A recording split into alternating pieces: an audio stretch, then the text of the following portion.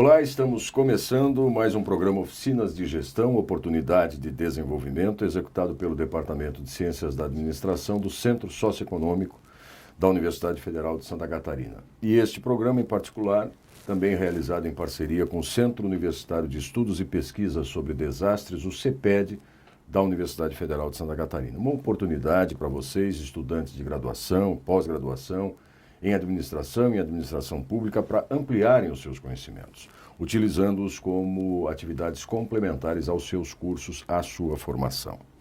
O tema sobre o qual nós vamos conversar neste programa é Respondendo aos Desastres, um processo de gestão multidisciplinar. E para isso eu tenho aqui ao meu lado, no estúdio, o Tenente Coronel Bombeiro Militar de Santa Catarina, Aldo Batista Neto.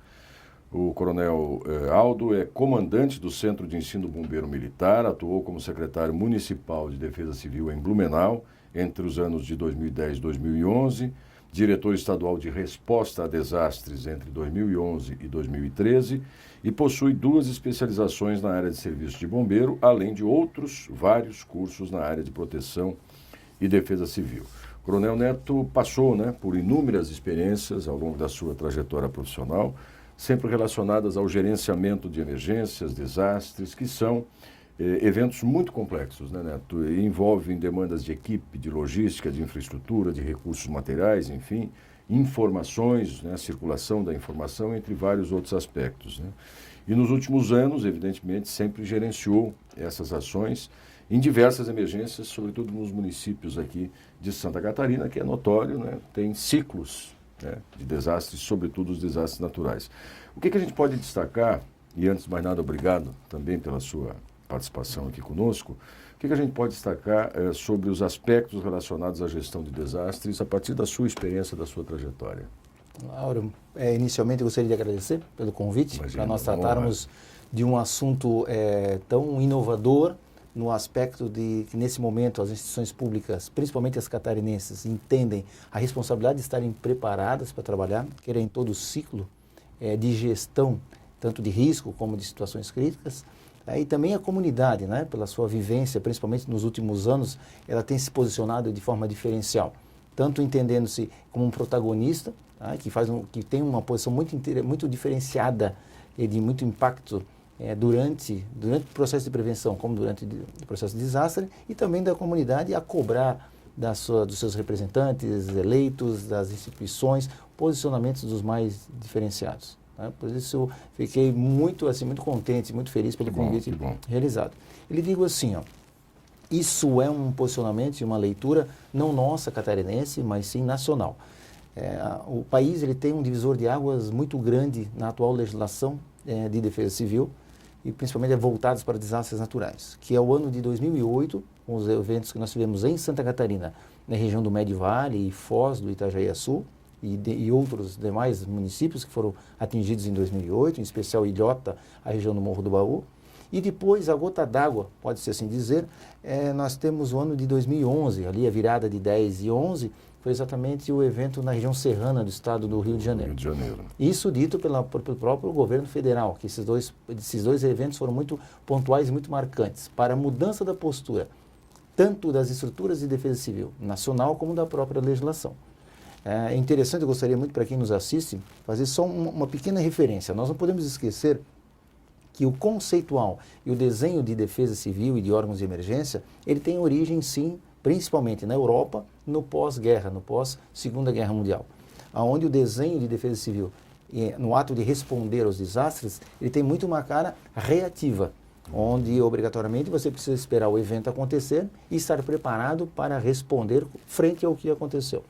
Nós temos então depois uma mudança importante, dentro até mesmo num contexto internacional, do que se espera, do que se passou a entender e a descobrir sobre essa interface de relação do homem com o meio ambiente. Nós temos uma mudança importante na década de 70, depois 80, 90, e para nós brasileiros, principalmente após 2008, 2011. Com esses 2 episódios a que você se referiu. Principalmente, são muito marcantes. Nós temos aí uma legislação nacional bastante diferenciada, que dá toda uma cara diferente, tanto para os órgãos que trabalham em resposta a desastres, quanto aos repasses financeiros necessários. A legislação hoje, a Lei 2.608, que trata do Sistema Nacional de Proteção e Defesa Civil, trouxe uma mudança muito grande. Nessa mesma esteira, nós tivemos mudança nos próprios códigos de desastres no Brasil, na relação dos entes federativos, né? Você tinha anteriormente uma ligação no processo de gestão do desastre, onde o ente municipal precisava primeiro passar para o estadual para depois subir ao ente federal. E hoje você tem uma ponte direta, sem ter... todos os entes se ligam, mas sem ter a obrigatoriedade desse ciclo lógico. Então mudou bastante de 2012 para cá, onde a legislação, né, parada por um clamor público, ali 2008, 2011, muda-se então a legislação após 2012. E hoje, nós nos valemos muito das leituras feitas pelos cientistas, tanto os meteorologistas como os geólogos, que nos têm afirmado e têm feito a seguinte leitura com base em experiências globais. Os eventos não terão mais a característica que nós tínhamos antes, na década de 80 e 90, e até início de 2000, aonde você tem uma distância muito grande entre eles. Se nós pegarmos o histórico de Santa Catarina, nós tínhamos o Vale do Itajaí em 2008, nós tínhamos 20 anos do último grande desastre, 25 anos do último grande para a região de Blumenau. Pegamos 2011, Rio do Sul, nós tínhamos 28 anos de distância do último grande. E agora, em questão de 2008 para cá, quantos nós já tivemos novamente, praticamente um por ano? E de magnitude, né? Mais severo que um a cada 2 anos. Então, os cientistas têm dito isso. Precisar data e hora é quase que impossível e seria muito arriscado fazê-lo. Mas eles afirmam que quem trabalha com desastre tem que estar preparado, porque eles terão maior poder destrutivo, ficarão mais tempo agindo sobre o cenário e com menos intervalo entre um e outro. E se a gente considerar uma outra variável, o senhor me permite, coronel, que é cada vez mais a ampliação da ocupação dos espaços urbanos pelas populações. Sem sombra de dúvida, porque o desastre natural ele tem muito de recorrência.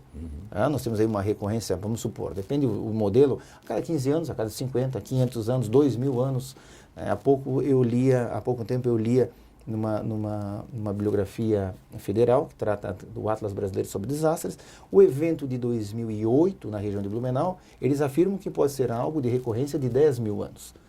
Então, os eventos sempre aconteceram dessa magnitude. O que nós temos é, na verdade, os centros urbanos, cada vez mais volumosos, com ocupações das mais irregulares possíveis. Então, essa combinação, essa interferência do homem na construção da sua moradia, nessa questão da sua interface de relação com o meio ambiente, e numa curva, em que os pontos fora de uma curva média estão cada vez surgindo mais próximos, nós temos esse desenho tão comum hoje para o nosso estado, para o Brasil, de uma maneira mundial. A gente assiste o tempo todo na imprensa. Exatamente. E daí a dimensão complexa que cada vez mais a gestão do desastre acaba adquirindo. Perfeito. E uma mudança assim, muito grande e muito significativa, que os gestores públicos têm se deparado com isso, foi a resultante de um estudo japonês feito após agora o último grande tsunami deles. O japonês já tinha, na questão do terremoto anterior, na região de Kobe, já havia levantado, mas depois do último tsunami deles, terremoto seguido do tsunami, eles bateram martelo no seguinte posicionamento. Nós, brasileiros, arredondamos o número, mas eles trabalham com a seguinte referência, 70% 20-10. Dos que sobrevivem aos grandes desastres naturais japoneses, 70% referem da população que sobreviveram por causa de uma coisa que traduzida seria autossocorrimento. 20% da ajuda mútua e 10% do socorro institucional. Então, os órgãos, os gestores de desastre hoje, principalmente se nós pensarmos no ciclo de defesa civil, na caixinha, no segmento preparação, que é estar preparado para um evento, ficou muito claro que quanto mais a própria população tiver conhecimento da sua responsabilidade na esfera preventiva, mas como se comportar na esfera, no momento reativo do desastre, e considera-se, quando nós falamos em desastre, nós estamos falando em 3 momentos distintos, no pré-impacto, no impacto e no pós. Então, quando o cidadão, mais a sua família, tiver o seu planejamento de emergência familiar realizado, com vistas a acompanhar o monitoramento de clima-tempo, hoje com tantas mídias à disposição, saber onde procurar a informação, se mora numa área de risco ou sujeita a impacto importante, conhecer o sistema municipal de alerta e alarme, o abrigo mais próximo da sua residência. Então, saber assim, acompanhar a previsão, saber o momento correto de sair da sua residência e o que levar consigo. E aonde se acolher, até mesmo na própria rede primária, né, de acolhimento dentro da sua linha familiar e de amizades, isso já é uma conduta extremamente importante. Porque você tem, além do cidadão, depois você tem um órgão público e a própria comunidade organizada, depois fazendo serviços complementares e necessários para o restante do socorrimento, para assistência humanitária, para a reabilitação de cenários, que é o que está dentro desse período de resposta a desastres. Mas nós temos exatamente assim, para o nosso Estado, uma figura muito diferente pós-2008. Nós temos, vou lhe dar um exemplo, o ano de 2013. Ao finalzinho do ano de 2013, nós tivemos um evento importante em Santa Catarina, seguido logo depois de uma questão de neve importante. Nós tivemos um evento que seguiu-se a uma sexta-feira. Na segunda-feira, até a segunda-feira, sexta, sábado e domingo, durante 3 dias, nenhum município afetado pediu nada. E isso para nós foi uma grande novidade na época. A partir da segunda, começaram a haver as solicitações de logística, principalmente material de limpeza e serviços de reabilitação de cenário para limpezas de rua, retirada de escombros, árvores caídas. E quando nós fomos às prefeituras, né, porque eles passaram 3 dias, nós não tínhamos solicitação de colchão, não tínhamos solicitação de alimento. Por que disso? Eu disse, olha, porque nossos abrigos estão cheios, nós abrimos 2, 3 dias antes, as pessoas acolheram o alarme, vieram se acolher, trouxeram seus pertences, então os órgãos de segurança foram para a rua, fizeram a segurança das áreas inundadas, as pessoas todas estavam acolhidas e protegidas, a água baixou, se fez a limpeza e a vida continuou. Um diferencial muito grande de outras situações. Então nós temos em Santa Catarina hoje já, o perfil tanto do cidadão quanto do gestor que tem trabalhado com desastres, isso muito forte. As questões preventivas, a parte toda de engenharia, né? A gente diz a questão preventiva, ferro e concreto. Então as obras todas que hoje o nosso Estado experimenta. Uma mudança de atitude da população em que ela está mais atenta. Ela já percebeu, através de, tanto pela imprensa ou de capacitações, de que os eventos estão se aproximando. E que ela tem uma participação fundamental na esfera preventiva, mas muito também de como se comportar no pré-impacto, né? no pré-evento. E que isso faz uma diferença grande, principalmente na salvaguarda do seu patrimônio, naquilo que ela consegue resgatar, do sofrer menos. E os órgãos públicos hoje, nós temos para Santa Catarina, Corpo de Bombeiros, Polícia Militar, SAMU, serviço todo de infraestrutura, a saúde básica, o serviço social, as pontes realizadas entre os segmentos do tipo o ente estadual com o seu representante municipal, nesses níveis de especialidades. Todo mundo já falando uma mesma linguagem e todas essas instituições se preparando para trabalhar em conjunto durante os períodos de desastres, que os impactos e a possibilidade dessa pessoa voltar à vida normal depois, isso é muito mais facilitado. Né? Então você, na verdade, com essa condição prévia, né, que você mencionou aí os vários sistemas que permitem as pessoas anteciparem ou deixar sua casa, ou se prevenir para isso, de alguma forma, desonera um esforço maior dos entes públicos depois, se a população tiver essa capacidade de se preparar. Também, até porque não podemos esquecer que seria assim, quase impossível somente o ente público dar conta, né, de um processo, principalmente de reabilitação de cenários posterior, considerando que as pessoas não foram alertadas em tempos, que não acolheram alarme, que não saíram. Então você tem mais socorrimentos durante final de dia, durante madrugada, você tem perdas maciças, uma coisa que nos chama a atenção, né? Você assiste uma matéria sobre um desastre e a mídia faz uma abordagem dentro de um abrigo. Aí você vê aquele abrigo vazio com as pessoas só com colchão no chão. Então você pode ter certeza que a perda é severa, o sofrimento é muito maior. O que nós temos hoje em Santa Catarina? Você assiste o noticiário e você vê os abrigos cheios de artigos dentro. Até você não consegue entender, existe uma estratégiazinha de você montar núcleos de abrigamento usando os móveis da pessoa como repartição. Né? Então ela passa a habilitar num pequeno espaço, tendo seus móveis como limite. Um sofá aqui, um armário ali, uma geladeira do lado. E ele vai reconstituindo, claro, com tudo que isso traz de consequência, mas ele reconstitui minimamente o ambiente da casa dele. Perfeito, e assim ele pode passar por algumas semanas, até porque a questão de conforto, de proteção, de atendimento às necessidades básicas são um pouquinho mais facilitadas. O trauma, inclusive é menor. Então hoje essa é uma realidade catarinense. E por isso que é tão importante, e que é hoje o grande desafio de gestor que trabalha com esse assunto, entender que um desastre é multidisciplinar, entender que um desastre é intersetorial. Você precisa, hoje, o desastre ele não cabe a um órgão, ele não cabe ao quem está o órgão mais afeito, né? Digamos assim, a Defesa Civil, que tem um ciclo completo, tanto na esfera preventiva como a reativa, mas não pode, é descabido imaginar que um órgão daria conta. Na verdade, nós temos um desenho administrativo muito forte, da década de 40, onde você tem uma setorialidade muito forte, um nível de especialização. E a Defesa Civil brasileira, ela é oriunda da década de 40. Claro. Então, tinha-se muito essa cara no Brasil, que, falou em desastre, pertence a um órgão. Não, ele é multidisciplinar. Na verdade, todo órgão tem uma expertise, todo órgão tem uma legislação que lhe possibilita trabalho, um corpo técnico.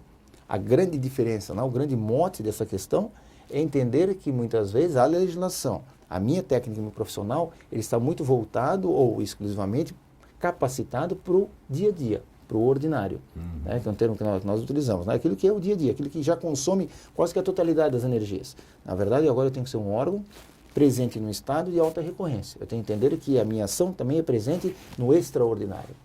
Então, cruzo a linha e a responsabilidade ainda é minha, da saúde, do serviço social, da infraestrutura. Né? Então, por isso que, e assim, isso, por incrível que pareça, né, principalmente que nós estamos falando para futuros gestores, que nos parece uma coisa tão natural, nós somos um dos poucos estados da federação que tem essa ótica de trabalho. No Brasil, ainda mais, se isso o entendimento é que desastre pertence a um único segmento. É engraçado porque os mais antigos, eu me incluo neles, se dirigiam ao serviço público, normalmente, onde é que o senhor trabalha? Não, eu vou para a repartição, porque o Estado era repartido mesmo. Né? Isso, perfeito. Então, onde as pessoas trabalhavam na repartição. E não dá mais para conceber isso. Quer dizer, daí a complexidade de você gerir todos esses atores, todas essas instituições, todas essas pessoas, no final das contas, envolvidas. Por esse motivo, inclusive, nós não temos ainda no Brasil, me permite usar o termo no mercado brasileiro à disposição, figuras que, quem sabe, no futuro, nós temos até uma revista de circulação nacional que em 2009 traz essa observação, que seriam duas profissões de futuro, o gestor de desastre e o gestor de logística de desastre. Porque nós não temos esse profissional pronto. Hoje nós encontramos pós-graduações nessa área. Né, nesse exatamente, nível, e com uma sorte de profissionais que se habilitando para esse cenário. Mas o grande desafio, então, do gestor de desastres, ele ter essa visão multidisciplinar, intersetorial, entender assim um pouquinho da responsabilidade do accountability necessário, do dar transparência a isso tudo, tá? Enquanto você trabalha, você entender que no Brasil nós já temos legislação para tudo, basta o órgão virar essa chave, fazer essa ponte, sair de uma situação diária para uma situação extraordinária de trabalho dele e da sua equipe. Tá? Mas assim, estudos internacionais mostraram os países mais desenvolvidos não são me permite, cultura europeia, não são os de maior poder econômico.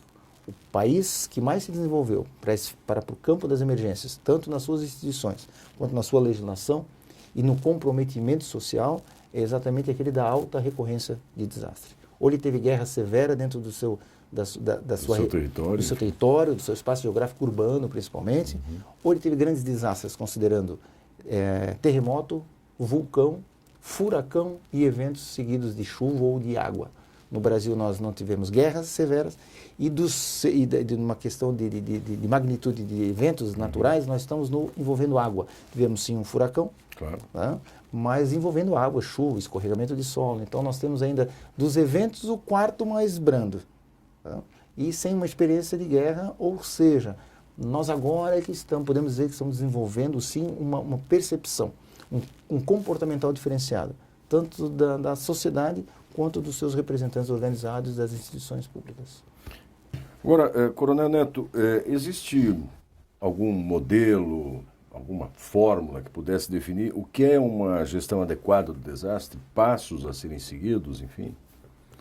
Laura, na verdade é assim, os órgãos que têm trabalhado com emergência, principalmente alguns órgãos, tanto na esfera federal como estadual, nós nos deparamos muito quando nós chegávamos em alguns municípios impactados pelo pânico instalado e principalmente assim, pelos gestores locais estarem completamente perdidos no sentido de dizer assim, num pós-evento, né? Por onde é que eu começo? Quais são as minhas prioridades? Então, com base nessa realidade que nós encontrávamos, e já digo encontrávamos porque nós somos uma posição bem diferente hoje, e com base na bibliografia, acabou se desenvolvendo uma lógica, Essa lógica não é uma lógica, quando falo desenvolvendo, não é algo que nós fizemos. Nós passamos a seguir uma tendência internacional, uma bibliografia internacional, e dar a nossa cara para esse processo, porque tem muita peculiaridade do nosso Estado, né, envolvido. Mas um regramento do que é o mais importante, frente a realmente o que impacta a sociedade e frente ao que a legislação muitas vezes acolhe, que você tem legislações para atendimento da população, da criança, do idoso, do portador de necessidades especiais. Então isso tudo, essa lógica, toda essa legislação toda, você tem que também acolhê-la durante desastre. Você tem que atendê-la durante esses eventos críticos. Por isso, de uma maneira geral, assim, o que se faz? Primeiro, no campo resposta, que é exatamente, ele envolve o pré-impacto do evento, o impacto e o pós, nós criamos uma linha lógica de atendimento que é as ações de socorro, de assistência humanitária e reabilitação. Então, se nós falarmos em socorro, a primeira coisa que precisa ser desenvolvida, o item socorro ela já está anterior do impacto do evento. Então é você assim, receber um alerta informando que terá um evento sobre a sua cidade. Você dar um alarme adequado para a comunidade. Existe um rito bem no início que é o ente público maior, o gestor, o do executivo do município, ele vai a público ou ele faz tornar-se público um informe oficial do município ou do estado dizendo teremos problema. Para a partir dali a comunidade começar as suas ações necessárias. Você tem o estabelecimento do grupo de ações coordenadas, que é exatamente a reunião desse multidisciplinar, trabalhando de forma conjunta. Você abre abrigos emergenciais, você começa a receber as pessoas e já começa a fazer todo tipo de socorro e transporte diferenciado com embarcação, o que for necessário, para retirar as pessoas das zonas de impacto. Houve o evento, logo após o evento você então socorre, atende o que nós dizemos, todos os sinistros decorrentes desse impacto. Você pode ter desde o socorrimento das pessoas em pequenas ações de primeiros socorros até buscas de cadáveres, vamos supor, tá? no logo após. E principalmente no momento seguinte, você tem dessa parte toda, assim, antes do impacto do evento, que eram as ações de socorro. Logo depois do impacto do evento, você começa com as ações já no campo da logística humanitária, que é agora, essas pessoas todas acolhidas em abrigo, você vai atendê-las de forma humanitária e de forma completa, de forma global, de todas as necessidades, de forma integral esse indivíduo. Você vai atender a parte da saúde física, a parte da saúde mental. Você já começa a ver o desenho, a possibilidade de aplicação de uma política pública ligada ao campo da assistência social, de trabalho e renda, de aluguel social, enfim, já tem toda uma ação de forma mais integral que pode ser dada a esse cidadão e a sua família. Você vai produzir documentos para poder formalizar os decretos. Você vai manter uma logística em funcionamento para abastecer, trazer produto de fora para o seu centro de distribuição municipal, manter os seus abrigos, as cozinhas dos abrigos funcionando, os abrigos enquanto unidades de abastecimento da comunidade no entorno. Então você tem toda uma lógica que começa a ser empregada, a assistência básica de saúde trabalhando com campanhas de vacinação. Então você tem todo um desenho tendo o cidadão como foco. E no momento seguinte, depois dessa pessoa estar acolhida e segura, o momento seguinte começa, que pode ser horas, dias e semanas, depende do tamanho do evento, você tem então a reabilitação do cenário, que é quando a pessoa começa a se desvincular dessa égide de proteção do Estado no seu acolhimento, para que ela possa voltar para sua casa, que ela possa ir numa agência bancária sacar dinheiro, para ela sozinha ir numa farmácia, no supermercado, comprar produtos. Não precisa no campo da reabilitação, e ela nem tem essa função de trazer a cidade como ela era antes, com obras robustas e com a cidade completamente reconstituída. Você reabilita o ir e vir da cidade e os seus profissionais. Então isso tudo está numa caixa chamada resposta aos desastres, em que você começa socorrendo, protegendo, dando toda uma parte humanitária para as pessoas e reabilitando a cidade para que ela consiga caminhar sozinha novamente. Então, por isso que é tão importante, se me permite, eu vou frisar novamente, a questão do multidisciplinar, a questão do intersetorial, cada um fazendo a sua parte, né? Tendo como foco exatamente o cidadão e o retorno às suas atividades normais, como um dos principais objetivos, para que a cidade consiga, por aí você mede a resiliência da cidade, a capacidade dela receber o impacto e retomar novamente as suas atividades, tanto a cidade como diretamente o seu morador, né? O cidadão. Agora, Coronel Neto, existe alguma ferramenta que facilita a gestão de um desastre? Uma sistematização desse passo a passo? Isso. Por que isso é importante? A sua pergunta é fundamental. E aí eu vou citar obrigatoriamente um doutrinário, uma forma de trabalho internacional, inclusive. Quando eu falo que o trabalho ele é intersetorial, e daí eu vou ter vários órgãos da esfera pública, queira, depende da magnitude do evento, eu tenho numa sala o ente público municipal, estadual, federal. Eu tenho a sociedade organizada. Eu tenho clubes de serviço.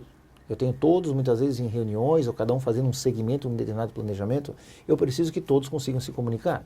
Se você traz um ente federal militar, um ente estadual militar, um ente federal civil, um ente municipal civil, muitas vezes a modalidade de gestão é muito diferente para todos. Cada um tem um regramento de assinaturas, de protocolos.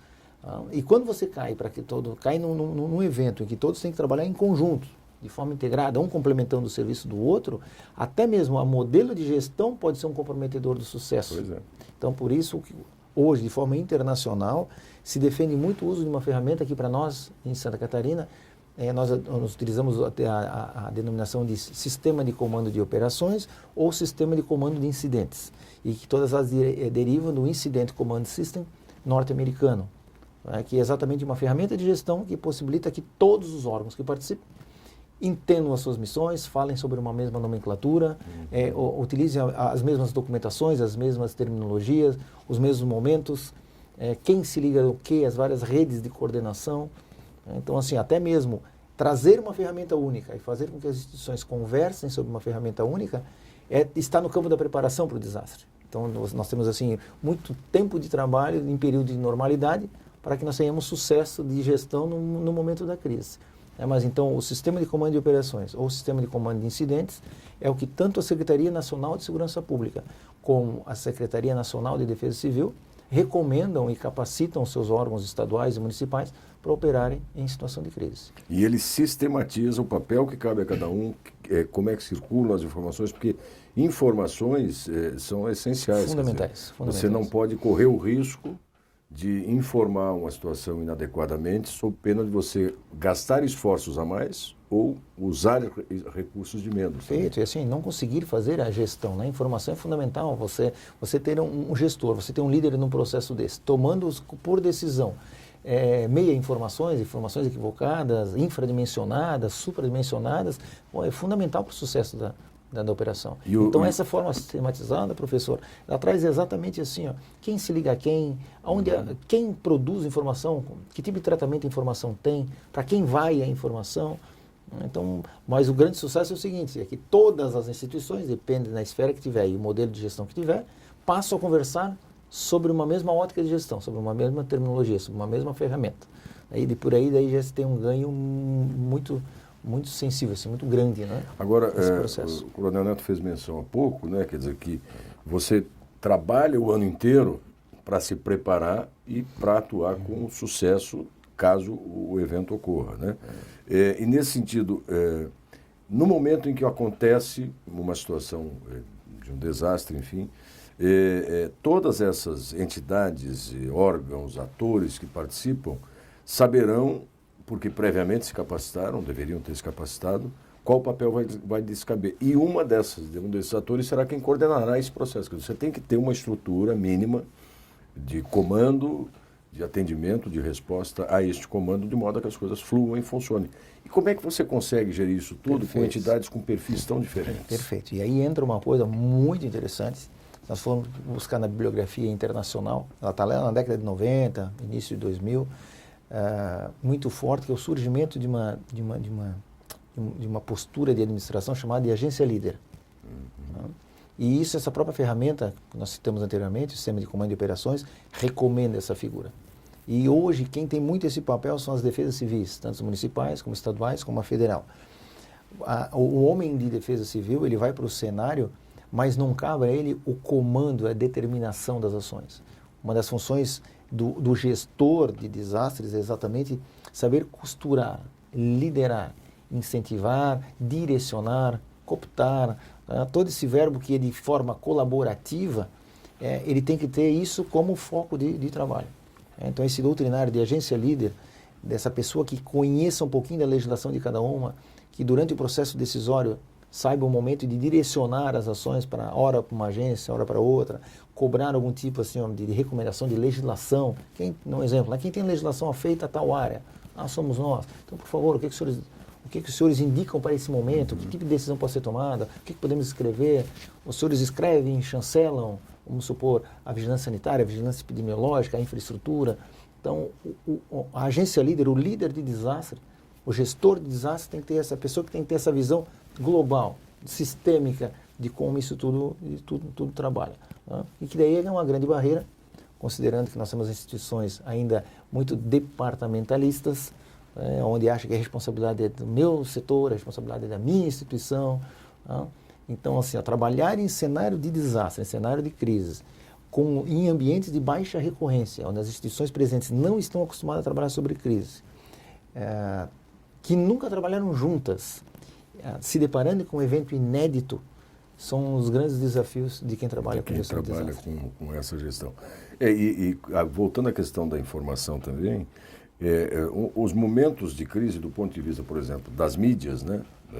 Seja das mídias clássicas, vamos falar do rádio, da televisão, do jornal, ou das redes cada vez mais comuns de circulação de informação, redes sociais, a própria internet, cria sempre expectativas em torno das informações que circulam. Quer dizer, quantas pessoas estão desabrigadas, quantas foram desalojadas, qual é a ameaça, o risco que existe em determinada área. E esse acesso, a entrega dessa informação também é de vital importância. Quer dizer, você tem que concentrar em alguém para que nem todo mundo saia falando o que tem da sua opinião, do que acha que é. E essa gestão também da informação é fundamental. Nós temos trabalhado, quando a gente trabalha, quando a gente faz a capacitação de entidades que vão trabalhar sobre crise, sobre desastre, nós temos um foco, momentos da capacitação, todo ele direcionado exatamente para o tratamento da mídia e da construção da informação única e que pode ser repassada pela população, principalmente utilizando-se dos vários recursos, dos vários meios, né,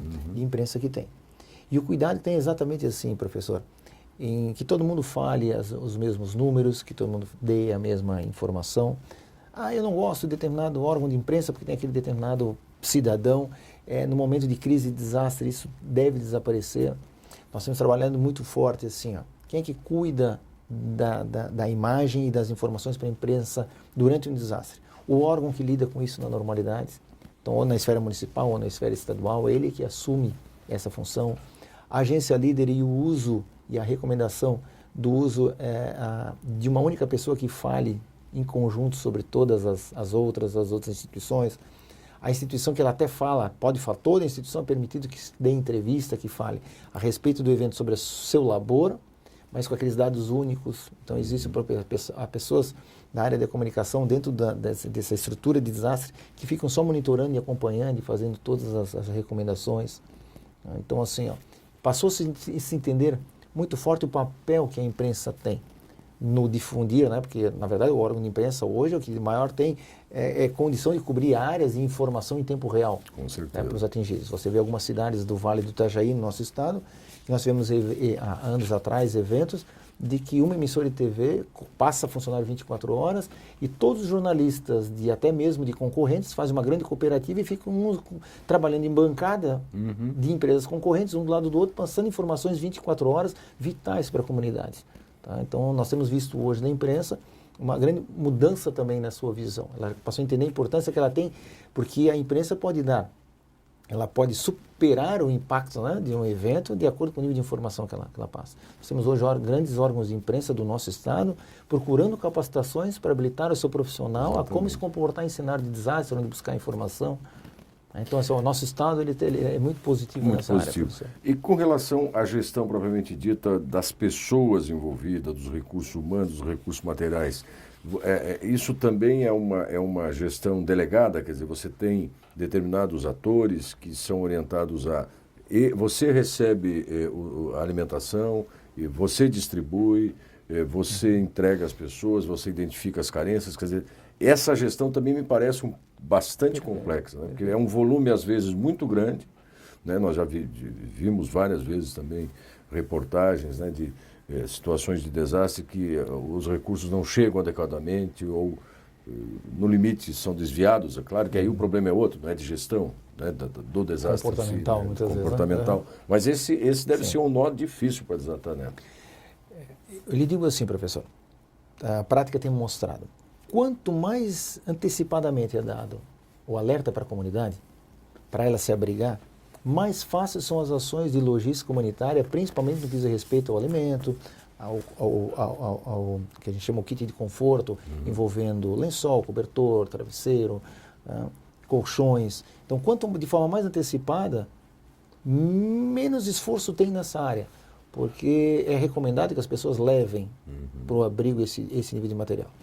Qual é a lógica que nós trabalhamos hoje na assistência humanitária para trabalhar essa parte dos recursos, principalmente de alimentação, de água potável? O acordo feito é mais ou menos assim. O município tem que ter pernas para 24 horas. Então, a pessoa alimentada dentro do abrigo, as primeiras 24 horas de refeição, de 24 a 48, obrigatoriamente ele é localizado. Então, aí que você antecipa o alarme e pede para que a pessoa leve alguma alimentação para as primeiras 12, primeiras 24. Depois, o município, dentro da sua estrutura já preparada para impacto, ou até mesmo ela se vale da merenda escolar no primeiro momento, ela alimenta por 1, 2 dias a população. Em seguida, entra forte o Estado. Nós conseguimos hoje, em 24 horas, botar uma sorte enorme de produtos de alimento, de água, produtos de reabilitação, como telhas e outros insumos, na parte da saúde, né, entrar com assistência tanto básica como emergencial de saúde, de 24 a 48 horas depois da comunicação do impacto do evento. Exatamente para dar um fôlego maior para a esfera federal, que também entra com esse aporte. Mas só como ela tem um documental, tudo informatizado hoje já, claro. Mas ela tem um processo de linha decisória um pouquinho mais complexa, que você precisa de mais comprovação documental, você pode ter de 4 a 5 dias, para depois começar a chegar ao recurso federal. Então nós temos essa linha de trabalho para entrar com material de qualidade, para entrar com uma alimentação adequada, porque, professor, é muito importante para quem nos assiste. O que a pessoa consome de caloria, a quantidade de água que ela consome, o espaço que ela vai ter para dormir, isso não é alguma coisa que alguém chegou e decidiu. Isso é um regulamento internacional que nós utilizamos. Tanto a Carta de Assistência Humanitária, quanto a própria legislação do Serviço Social hoje faz esse nível de recomendação. Então, também a assistência humanitária é sobre legislação e sobre recomendações internacionais e federais. Então, nós temos esse alinhador para trabalhar, desde a quantidade de água, vou frisar novamente, a caloria consumida por alimentação, todo esse desenho. Uma preocupação nossa do nosso estado, nós somos praticamente o único estado que trabalha com 2 cestas básicas de alimentos. Uma que necessita de cocção e uma que não necessita nenhum tipo de cozimento, de preparo.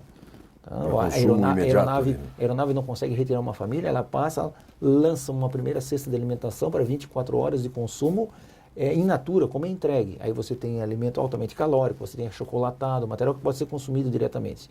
Essa cesta ela tem aproximadamente 9 quilos, de 7 a 9 quilos, ela custa 4 vezes a outra que tem 25 quilos e que alimenta uma família de 4 pessoas por 7 dias. Mas aí precisa ser cozido e tal. Aí é tudo a granel, que precisa de preparação. Tá? Então todos esses cuidados, tá? Isso tudo está no nosso estado, né? Isso tudo está mapeado, isso tudo, nós temos fornecedor disso tudo. As cidades sabem o que solicitar, em que momento solicitar.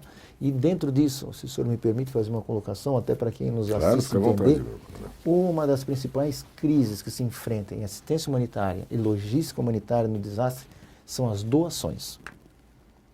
Nós temos trabalhado muito sobre um conceito de doação reversa, do tipo, a minha escola, onde meu filho estuda, quer fazer uma campanha para ajudar uma cidade. Antes de começar uma campanha, ela escolhe uma cidade e ela deve escolher uma entidade dentro da cidade. Aí ela faz um contato, descobre o que aquelas pessoas precisam, mapeia os produtos e as quantidades e faz focalizado naqueles artigos, uma rápida campanha, disponibiliza uma quantidade de produtos que não precisa encher uma carreta, que muitas vezes o modal rodoviário está comprometido, para uma carreta, mas 4 vans conseguem vencer, e daí faz chegar esse produto lá naquela cidade, naquela entidade que ela escolheu para ajudar. As grandes campanhas nacionais e locais de doação são uma grande armadilha para o gestor. O brasileiro, nós ainda não estamos preparados para doações corretas de um bom artigo, que venha condicionado de forma adequada, correta, indicada. Quer dizer, não se trata de desprezar o espírito solidário, mas de fazer com que ele se torne efetivo, eficaz. Perfeito. Nós utilizamos 2 conceitos, né? Um é que a assistência humanitária oficial não é caridade. Então, aquilo que os órgãos públicos fazem de remeter produtos, não está fazendo caridade, ela está fazendo uma assistência humanitária profissional e adequada. A sua atividade fim é essa, né? E a outra doação, a doação tem que ser uma doação pontual e correta para a necessidade das pessoas. Vou lhe dar um exemplo, Santa Catarina teve registro de anos atrás, você faz grandes campanhas e aparece fantasia de carnaval, aparece peruca, smoking. Tá? Toda crise é uma grande oportunidade. Uma oportunidade, inclusive, se você desfazer daquilo do guarda-roupa, que não lhe serve mais, mas você tem todo o emocional envolvido. Tá? Ele não serve para você, mas você acredita que deva servir para outra pessoa. E né, grandes doações são grandes crises, grandes campanhas são grandes crises dentro do... Mas o que nos confortou um pouquinho foi que, acompanhando as várias experiências que a gente teve com o japonês, descobrimos que mesmo para o japonês também é uma crise. Trabalhar com o aporte de voluntários grandes que entram no país, as grandes instituições de busca e resgates internacionais e as doações foram as 3 crises que o japonês nos afirmou ter nos eventos dele também como os nossos. Agora, recuperando um pouquinho, porque na hora eu queria ter feito a pergunta e acabei passando batido, o Coronel Neto fez menção, usou a expressão agência líder, né? Quer dizer, que seria quem no momento da gestão de uma crise ou de um desastre coordena as atividades.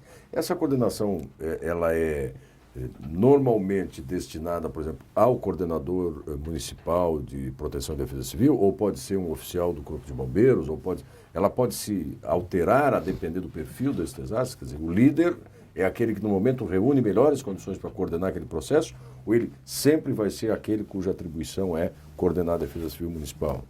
Eu lhe digo, professor, lhe respondo da seguinte maneira. Eu vou lhe responder pela lógica da formação de redes. Eu acredito que, muito breve, a Santa Catarina já terá uma expertise tão grande nessa área que as instituições naturalmente vão saber os seus objetivos e o time correto de atuação durante os desastres. Então, mesmo a administração por objetivos e a formação de redes são fundamentais para a gestão de desastres. Então, nós formaríamos, de acordo com os escritores, uma grande rede do tipo teia de aranha. Você não tem um núcleo central, e sim, cada nó é um nó que já sabe os seus objetivos, já tem as suas ligações e sabe o seu posicionamento e as suas operações em desastre. No momento que a gente se encontra, por mais que nós tenhamos um desenvolvimento que já nos separa de uma realidade de não muito tempo, mas bem modificada para melhor, e nos diferencia também do restante do país, mesmo assim, a nossa formação de rede é uma formação de rede dita do tipo raio de sol, em que precisa obrigatoriamente de um centro. E a partir dele saem as informações são tratadas, a construção dos objetivos ainda são direcionados, porque nós ainda temos o saber em desastre ainda muito centralizado em algumas agências. Então, obrigatoriamente, hoje em Santa Catarina, acredito que não muito em breve, quem sabe no momento futuro podemos estar conversando de forma diferenciada sobre esse fenômeno. Mas nós ainda temos a agência líder sendo uma agência centralizadora, de uma pessoa que tem a visão e a missão de chamar as demais, de respeitar as suas legislações, de costurar o momento de cada uma participar. Durante a linearmente, durante um desastre, nós temos um primeiro momento em que trabalhará muito mais Polícia e Bombeiro e Forças Federais, para um momento seguinte em que quase essas instituições saem do cenário para entrar em infraestrutura, um predomínio grande central do Serviço Social e Saúde. Nós temos a predominância das agências de forma linear durante um desastre. Conforme a evolução mesmo. Perfeito. Da repercussão que e daí essa costura toda, hoje pelo desenho de redes encontrado, nós precisamos ter um elo central ainda, um nó central fazendo os demais enlaces. Tá? Então ainda tem a necessidade de um gerenciador, de um gestor, que saiba que a sua função é de líder e não de comandante. É dele que vão emanar as decisões. Ele vai provocar as demais agências para botar em foco naquele momento a sua legislação. De modo a viabilizar o trabalho de todos sem comprometer o trabalho de ninguém. Exatamente. Inclusive, ele às vezes se resguarda, professor, não é ele que fala o tempo todo, não é ele que dá entrevista, até isso ele tem que saber. Aliás, nesse sentido, claro, isso talvez não seja a regra, mas sabe-se que isso tende a acontecer. Quando você reúne pessoas com um perfil tão diferente, num momento de tensões e dificuldade, pode ser necessário administrar, inclusive, vaidades, uma palavra difícil, mas que eu gosto de usar, idiosincrasias. Quer dizer, você tem gente ali que, às vezes, até que, é um ano de eleição, o prefeito... E isso também entra no pacote da gestão desse desastre. Professor, isso é muito forte. As principais crises elas são provocadas ou aumentadas, fomentadas exatamente pelo comportamental dos envolvidos. Quando a gente trabalha na parte da psicologia dos desastres, a gente sempre observa para as pessoas nunca esquecerem. Primeiro é uma lógica, uma frase nossa, que assim, toda crise é uma grande oportunidade. Então o desastre, na verdade, é uma crise magnífica para você ter toda sorte de tomadas de valores e oportunidades dentro daquele evento. Então, para assim, o bem e para o mal. Todas. Né? Então, para mim, a minha imagem individual aparecer, para mim vender o meu produto, é tudo uma grande oportunidade. E o gestor de desastre tem que entender isso. Assim como ele deve entender, principalmente quando ele está trabalhando na questão local e na cidade, que você tem essa pessoa também fora do eixo emocional dela. Você pode ter um efeito de descarga adrenérgica muito grande, onde nem muito bem ele está raciocinando e direcionando as suas ações. Ele está sob uma pressão muito grande. O líder local está sob uma pressão horrível, porque, como é uma grande oportunidade, a oposição também se vale para fazer pressão e colocar em xeque sua decisão, sua preparação, sua liderança, as suas ações preventivas. Então, os cenários de desastres, eles são muito complexos. E eu lhe digo assim, o que diferencia um bom gestor de desastre, um grande diferencial, é o comportamental. Ele chegar no cenário, saber reconhecer isso tudo, costurar alianças, formar redes, dar o direito de fala no momento correto de cada agência. Quer dizer, mediar as tensões que às vezes vão surgir também. Saber quais são os verbos que ele utiliza, o mandar, o comandar, o determinar, fica de lado, e você vai trabalhar com liderar, com costurar, com influenciar. Tá? É um grande segredo. Não é fácil. Eu estou aqui conversando com o Tenente Coronel Bombeiro Militar de Santa Catarina, Aldo Baptista Neto, exatamente sobre o processo de gestão multidisciplinar na resposta aos desastres.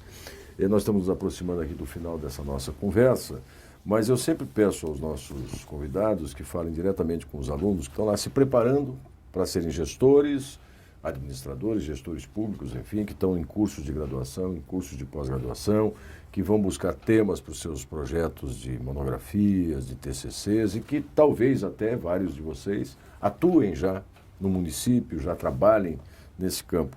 E aí, no caso do Coronel Neto em especial, vou pedir para ele fazer menção a algo que ele disse no começo da nossa conversa lá, que talvez num futuro próximo nós temos um profissional formado para gerir desastres ou para gerir crises. O que os jovens que nos acompanham podem perseguir nesse sentido, para que eles venham a se tornar um gestor com essa qualificação específica, Neto? Olha, primeiro nós temos o entendimento de que o nosso estado, nosso país, o nosso estado, Santa Catarina, é um estado muito pujante, com muitas possibilidades de investimentos, enfim, dos mais diversos. O povo catarinense mostra um povo com uma capacidade de reabilitação muito grande. Mas para isso, nós temos que entender principalmente que nós somos um lugar de alta recorrência de desastres. Então o aluno que nos assiste saiba que Santa Catarina tem, principalmente no seu litoral e nas suas esferas de vale, o estado como um todo. Na verdade, nós temos predominâncias diferentes de desastres, mas nós temos do furacão à estiagem, nós temos da neve a eventos envolvendo, como nós tivemos em São Francisco do Sul, envolvendo fertilizantes. Exatamente, os acidentes tecnológicos. Um evento químico extremamente severo. Então, nós somos estados muito Parques ricos. fabris muito grandes. Perfeito, mas nem por isso inviabiliza a nossa capacidade de crescimento e desenvolvimento do nosso estado. Então, um bom gestor de desastre, ou aquele que gostaria de trabalhar na área, ele tem que entender o seguinte, ele tem que entender que o seu conhecimento, a bibliografia consultada, as suas especializações vão estar com certeza muito direcionadas para o dia a dia, voltado para um nicho de comércio, para um nicho industrial, mas o gestor de desastre, ele tem que estar preparado para trabalhar sobre todo tipo de adversidade, sobre todo tipo de pressão política, de pressão social, sobre um regramento técnico muito severo.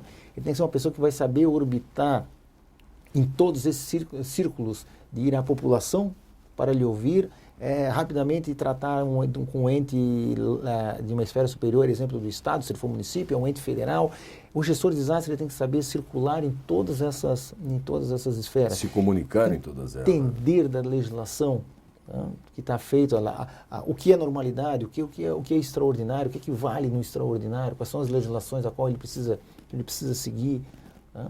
Eu lhe diria o seguinte, eu tenho nos últimos anos da minha vida me dedicado a isso, lido, escrito bastante sobre essa parte de gestão. É uma coisa que é apaixonante, porque realmente um bom gestor de desastre é uma pessoa que faz muita diferença quando ela chega num cenário. Tanto de forma antecipada, nos momentos de preparação, preparar a comunidade, as instituições dos locais de maior recorrência, como exatamente no momento de crise. Se valer de toda a tecnologia envolvida, de onde vocês coletam informação, que tipo de filtro aplica, como lida com essas tomadas de decisões, é um campo por demais desafiador. E os desastres não vão terminar. Nós podemos até estar mais preparados, podemos até ter estruturas físicas mais robustas, mas os pontos fora da curva, as recorrências milenares estão se aproximando cada vez mais. Nós estamos num processo de recorrência desses eventos muito importantes. Tá? Então, eu acredito sim que vale a pena, né, o gestor, por mais que eu queira pegar um nicho de mercado, me dedicar a uma determinada linha, mas eu conhecer desse global para trabalhar em crise é algo muito desafiador, muito gratificante. Maravilha, assim nós vamos terminando mais um programa Oficinas de Gestão. Hoje conversamos, né, eu repito aqui, sobre respondendo aos desastres, um processo de gestão multidisciplinar e intersetorial. Vou acrescentar por minha conta aqui, porque o Neto fez questão de frisar mais de uma vez. Nosso convidado, Tenente Coronel Bombeiro Militar de Santa Catarina, Aldo Baptista Neto.